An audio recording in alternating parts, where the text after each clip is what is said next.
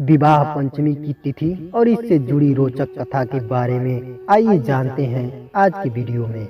विवाह पंचमी का दिन बहुत खास माना जाता है। इस दिन भगवान राम और माता सीता का विवाह हुआ था। मान्यता है कि इस दिन यह कथा सुनने से वैवाहिक जीवन सुखमय होता है और जीवन में पति पत्नी के बीच का कलेश दूर होता है। 17 दिसंबर 2023 को मर्यादा पुरुषोत्तम राम भगवान और माता जानकी का विवाह वर्षगांठ मनाई जाएगी, जिसे विवाह पंचमी के नाम से जाना जाता है। पुराणों के अनुसार श्री राम और माता सीता का विवाह मार्गशीर्ष माह के शुक्ल पक्ष की पंचमी तिथि को हुआ था। इस दिन पर घर में राम सीता जी की पूजा और व्रत करने से सुख समृद्धि का वास होता है। माँ लक्ष्मी प्रसन्न रहती हैं। इसके अलावा जिन लोगों का वैवाहिक जीवन तनाव में चल रहा है या विवाह में देर हो रही है, तो उनको विवाह पंचमी पर रामचरितमानस के विवाह प्रसंग का पाठ करना चाहिए।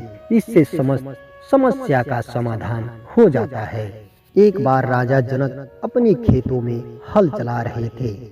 उस समय उन्हें धरती से एक कलश में रखी कन्या की प्राप्ति हुई। इस कन्या का नाम उन्होंने सीता रखा।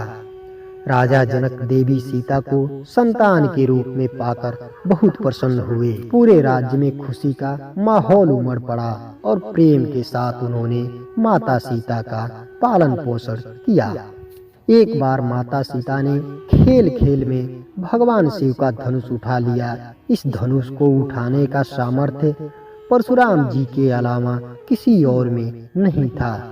ये देख राजा समझ गए कि ये कोई साधारण कन्या नहीं है और उन्होंने उसी समय यह निर्णय ले लिया कि जो भी इस शिव जी के धनुष को उठा लेगा, उसी के साथ वे अपनी पुत्री सीता का विवाह करेंगे।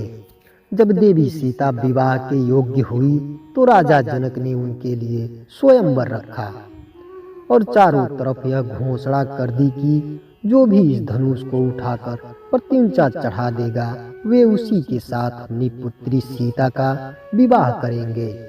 महर्षि वशिष्ठ के साथ भगवान राम और लक्ष्मण जी भी स्वयंवर में उपस्थित थे। स्वयंवर आरंभ होने के बाद कोई भी उस धनुष को उठाना तो दूर, कोई उसे हिला नहीं पाया। यह देखकर राजा जनक अत्यंत निराश हुए और बोले कि क्या कोई भी ऐसा नहीं है जो मेरी पुत्री के योग्य हो। इतने बलशाली राजाओं में कोई ऐसा नहीं है जो इस धनुष को उठा सके। तब ऋषि विश्वामित्र ने प्रभु श्री राम को आज्ञा देते हुए कहा, हे राम, उठो, शिव जी का धनुष तोड़ो और राजा जनक का संताप मिटाओ। गुरु विश्वामित्र के वचन सुनकर श्री राम तत्पर उठे और धनुष पर प्रत्यंचा चढ़ाने के लिए आगे बढ़े। यह दृश्य देखकर सीता के मन में उल्लास छा गया। प्रभु की ओर देखकर सीता जी ने मन ही मन निश्चय किया कि यह शरीर इन्हीं का होकर रहेगा या तो रहेगा ही नहीं। माता सीता के मन की बात प्रभु श्री राम समझ गए और जैसे ही उन्होंने धनुष पर प्रत्यंचा चढ़ाई, वह दो टुकड़ों में विभाजित हो गया। तब राजा जनक ने श्री राम जी से सीता का विवाह करा दिया। इस प्रकार माता सीता और भगवान राम का विवाह हो गया। मर्यादा पुरुषोत्तम श्री राम सीता के शुभ विवाह के कारण ही यह दिन अत्यंत पवित्र माना जाता है। जिस प्रकार प्रभु श्री राम ने सदा मर्यादा का पालन करके पुरुषोत्तम का पद पाया, उसी तरह माता सीता ने सारे संसार के समक्ष पतिव्रता स्त्री होने का सर्वोपरि उदाहरण प्रस्तुत किया। इस पावन दिन सभी को राम सीता की आराधना करते हुए अपने सुखी दाम्पत्य जीवन के लिए प्रभु से आशीर्वाद प्राप्त करना चाहिए। विवाह पंचमी के दिन जो जातक व्रत और पूजा करते हैं, उन्हें मन चाहे जीवन साथी की प्राप्ति होती है। विवाह पंचमी को श्री राम पंचमी या बिहार पंचमी के नाम से भी जाना जाता है।